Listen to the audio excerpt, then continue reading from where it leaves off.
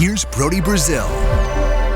Back in 2020, out of necessity, I had the opportunity to broadcast from home. You may remember I used this very space for more than 120 A's pre- and post-game shows for NBC Sports.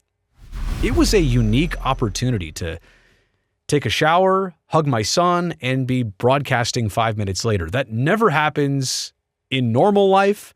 And so it took some time to get used to, but once I found a groove, I really liked it. And I'm not somebody with a job that can really work from home on any regular basis under normal circumstances, but I've been fascinated about the way our culture has changed and shifted to right now what I understand about 29% of Americans still working from home several years before the health crisis dictated it. So I've got some thoughts about working from home, 10 different things here in no particular order, but let me begin with this. This opportunity, the whole work from home thing, it would have never happened without crisis. And right now, it'll continue to be a debate between companies and employees now that we know it's possible. Companies may not like it. Employees are definitely going to fight for it. They've got used to it. We'll get into the benefits and drawbacks for both sides, but there was only one thing that would ever have even put this into motion. I don't see 7 years ago this happening as a trend on any scale in any particular way, right? It took, what do we do? To dream this up, to make it work, to have people be okay with it. And now that it's a thing, now that we know it's possible, it's doable, therein lies the issue, right? If it didn't work that well, we've got to revert as soon as possible. But in a lot of ways, for a lot of people, in a lot of different jobs, it obviously works. And my next thought is this. Even 10 years ago, the ability to work remotely was not logistically possible as it is today. Things like video conferencing or the ability to sign a document electronically, like I know that's been around for a while, but it's commonplace now. And so you have everybody on a high-speed connection. You've got everybody with the right tools and equipment and software and hardware to do this. I'm serious. Even 10 years ago, in the early 2010s, it just would not have worked efficiently or the same. I think phones have a large part to do with it. Bluetooth devices, the quality of cameras have to do with it. Zoom and Microsoft Teams. Again, all of these things were not like they are now. And they'll even continue to get better, but they're at a threshold, or they were at 2020, and they are here at 2023 to the point where it is a possibility today. It just wasn't a possibility 10 years ago. Let's talk about the employee benefits here. Workers plainly benefit minus the time and the cost of commuting and transit. Plus, they can be more productive and happy. I mean, think about for most people who would have a 20-minute ride to work each way. That's 40 total minutes plus another 10 to get gas every couple days or whatever it is. All that time, all that money of a car and driving back and forth and spending on things and packing a lunch or buying your lunch somewhere around your workplace because you didn't bring lunch that day. All of the extra things that come with traveling to and from work, right? That's a benefit to not have to take care of it or pay for it. Plus, I'm a believer that under certain circumstances, you'll get more from an employee when they're happy, when they like their surroundings, when they like the environment. They in turn will be more productive when they're surrounded by an environment that is their preference. And look, a lot of people like the workplace. Maybe they've got all the tools at their disposal and only some of them at home. So I'm not speaking for everybody here, but if you're getting better physical and mental health for your employees and you're saving them money, and if you're a company in a time and an era, like a bonus, a yearly bonus, does that even happen anymore? In a lot of jobs, it doesn't. This is the bonus for people that you don't even have to give them anything. Just give them the opportunity of where they work. That itself is the bonus. And companies, they can benefit too. They can efficiently save money by utilizing a lot less office space and amenities. You don't need to replace everybody's computers as fast, or the chairs, or food that you brought in, or the snack machine, or whatever it is. Or you can downsize your office a little bit. Maybe you don't need 100% of your square footage at the office. Maybe you can lease only half of it.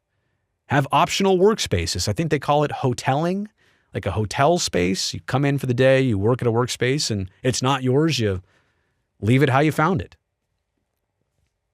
So companies can be very smart about this. They can save a ton of money. If they don't need all the office space, and look, I understand in the commercial real estate world, that's not a good thing to have all these companies bailing out on their leases. That's a whole separate problem. I'm not here to pretend that doesn't exist. But in a sense of companies doing what's best for themselves, yeah, they can downsize what they were doing in an office situation too.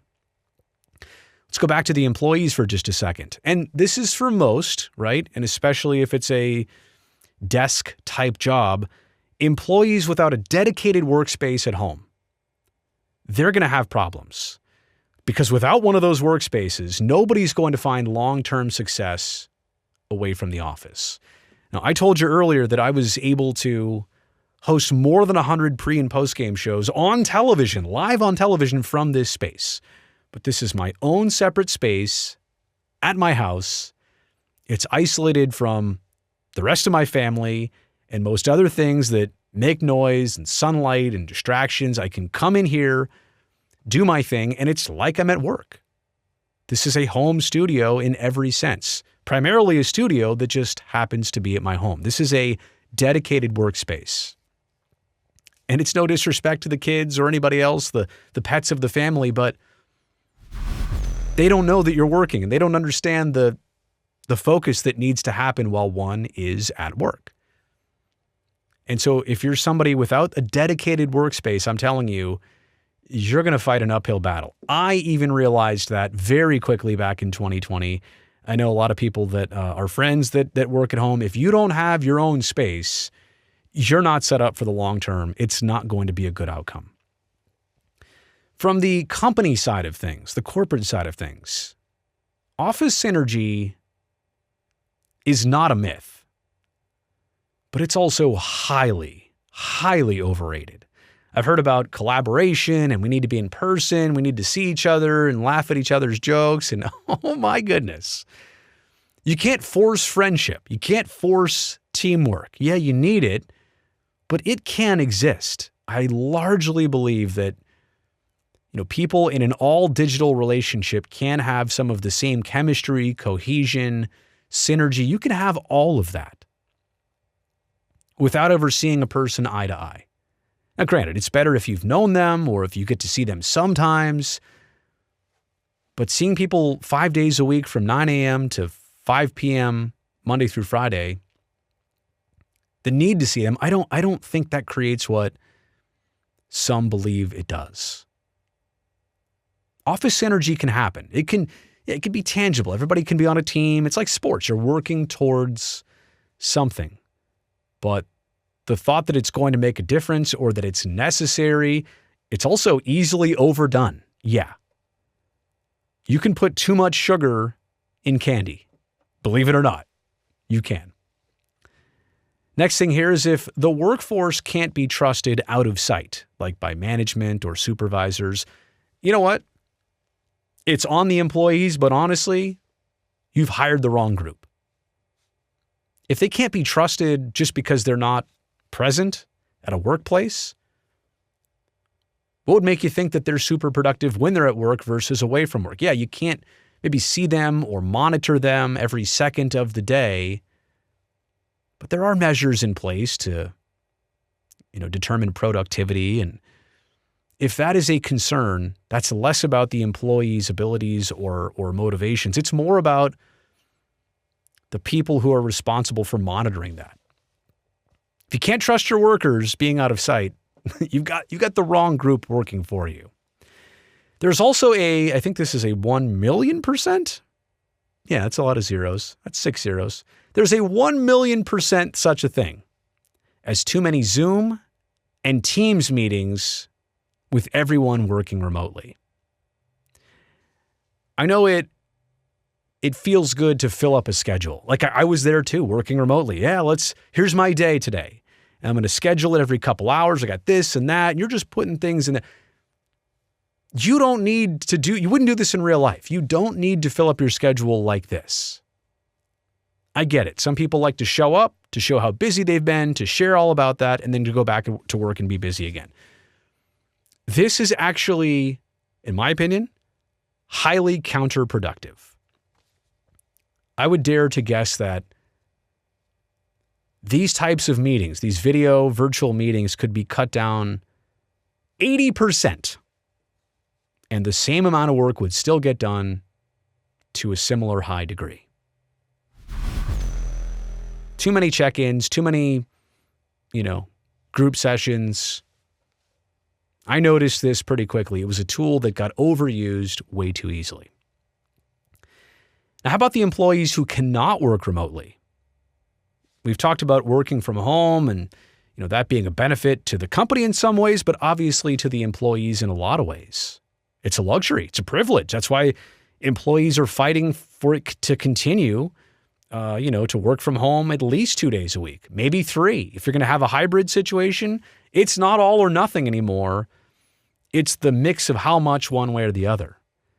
But there are some employees who have no choice. Their job dictates they must be at a certain workplace, at a certain workstation, doing a specific task. The employees who cannot work remotely in a company where it's mixed, like some can never show up and others have to show up all the time, the ones who cannot work remotely probably deserve some compensatory perks as well. Don't you think? If it's an opportunity and a privilege to not have to drive in and spend 5 hours a week commuting, what do you do for the people who have no choice because that's just the nature of their job?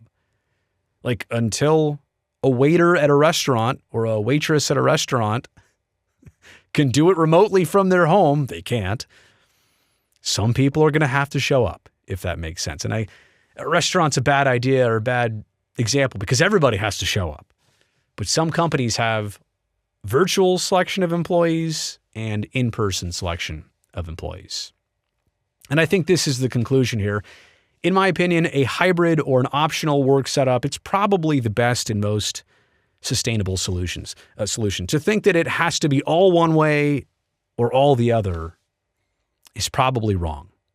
Yeah, your time away, you're cutting down on traffic and commuting, that's all great.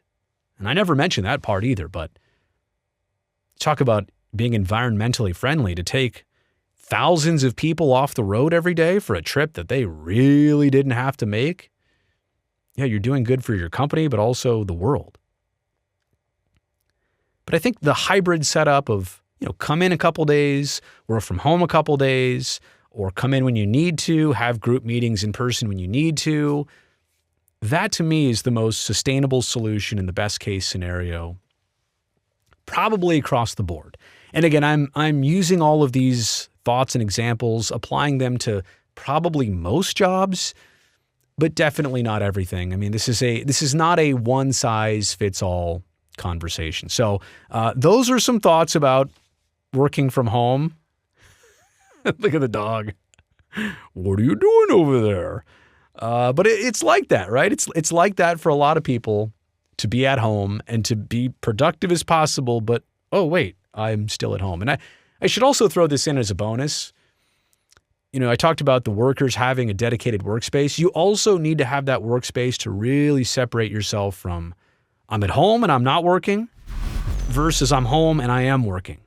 Because if you don't have a black and white, clear-cut line of what you're doing and when you're doing it, you get yourself in trouble. So that's a bonus one. For employees who are doing this, you got to dictate what you're doing, when you're doing it, and what that difference is. All right, hey, you made it here all the way to the end of the video. I appreciate that. Thumbs up on it down below. That'll greatly help me out. Let me know what you think in the comments section below too of this video. And don't forget, subscribe to the channel so that I can definitely see you back here next time.